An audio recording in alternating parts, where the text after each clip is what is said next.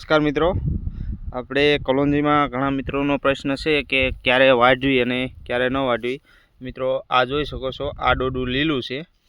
આવું ડોડું હોય ત્યારે કલોંજી થોડાક દિવસ જાળવવાનું છે, એટલે કે સુકાવા દેવાની છે।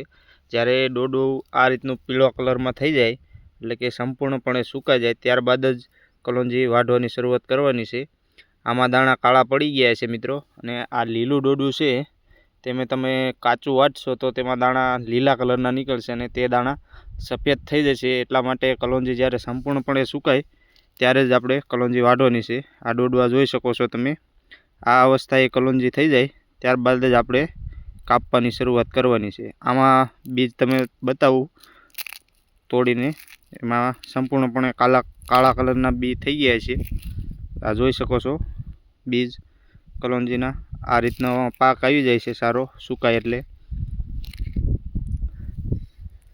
આ જોઈ શકો છો મિત્રો, કલોંજી સુકાય તો જ બીજ સારા થશે, એટલે કલોંજી થોડીક સુકાય ત્યારબાદ જ તેને વાઢવાની છે।